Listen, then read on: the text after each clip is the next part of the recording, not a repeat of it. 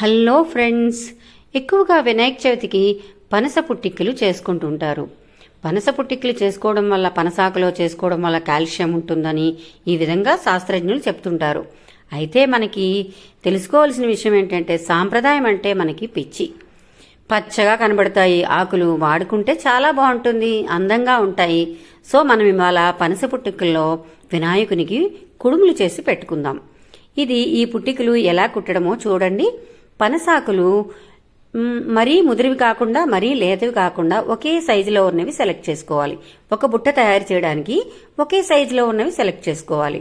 ఈ పుల్లలు ఏవైతే ఉన్నాయో, మనము చీపురు వాడతాం చూడండి, కొబ్బరి పుల్లల చీపురు కానీ, ఇంకొకటి ఉంటుంది ఆ పుల్లల చీపురు కానీ, ఆ కొత్త పుల్లలు తీసుకొని వాటిని ఫైన్ చేసుకోవచ్చు. చాకుతో లైట్గా ఫైన్ చేసుకొని ఆ పుల్లలు, నేనైతే కొబ్బరి చీపురు పుల్లలు వాడాను, కొత్త చీపురు కొబ్బరి చీపురువి, కొద్దిగా చాకుతో ఇలా ఫైన్ చేసుకొని ఆ పుల్లలు వాడి ఈ విధంగా చూడండి ఈ బుట్టలు తయారు చేసుకున్నాను, పనస బుట్టలు.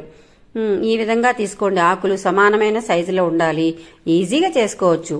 ఇదొక టైపు. ఇంకా ట్రయాంగులర్, ఇక చూడండి కిల్లి కడతాం చూడండి, ఆ విధంగా ఇదొక షేపు. ఈ రెండు షేపులతో నేను తయారు చేసుకొని పక్కన పెట్టుకున్నాను. దీనికోసం పిండి ఏం చేశానంటే, మినపప్పు కానీ గుళ్ళు కానీ నైటే నానబెట్టుకొని ఒకటికి ఒకటి రవ్వ, ఇడ్లీ రవ్వ, మినపప్పు, ఒక ఇడ్లీ రవ్వ నానబెట్టి పెట్టుకొని నైట్ రుబ్బేసి పెట్టేసుకున్నాను. పొద్దున్నే, ఎలాగూ చల్లని కాలమే కదా, ఇది వర్షాకాలం, వినాయక చవితి వచ్చేది కూడా ఈ కాలమే.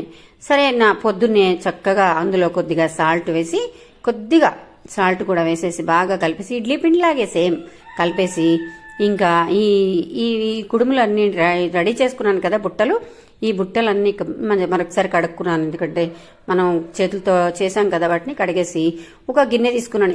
ఏదైనా వెడల్పాటి గిన్నె తీసుకోవచ్చు మీరు. కుక్కర్లో పెట్టుకుంటాను, ప్రెషర్ కుక్కర్లో పెట్టుకోవాలి. మనం కుక్కర్లో వెయిట్ పెట్టకుండా పెట్టుకోవాలన్నమాట. కొద్దిగా నెయ్యి అప్లై చేశాను, అంటుకుంటాయేమోనని. ఈ బుట్టల్లో ఈ పిండిని చక్కగా తయారైంది. పిండి కూడా పొద్దున్నకి మంచిగా అలా చేసి ఒక గిన్నెలో చిన్న కిందన ఒక ప్లేట్ కూడా పెట్టాను.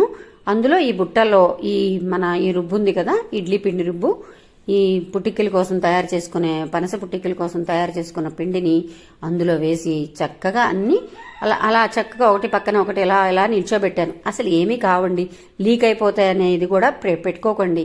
చిన్నది లీక్ అయినా అది కూడా కుడుముగానే తయారైపోతుంది కిందన. సో డోంట్ వరీ, ఈజీగా చేసేసుకోవచ్చు. మీరు కూడా ఒకసారి ట్రై చేసి చూడండి. వీటిని కుక్కర్ అడుగున కొద్దిగా నీళ్లు పోసి ఈ గిన్నెతో ఉన్న పలంగా అందులో పెట్టేశానంతే. దానిపైన కుక్కర్ మూత పెట్టాను. వెయిట్ మాత్రం పెట్టకండి. కుడుములు, పనస పుట్టిక్కలు ఏ విధంగా రెడీ అయిపోయాయో, పచ్చని పనసాకుల్లో తెల్లని కుడుములు అనమాట. స్వామికి ఇంకా మనం నివేదన చేయడమే తర్వాయి. ఇష్టంగా తింటాడు వినాయకుడు.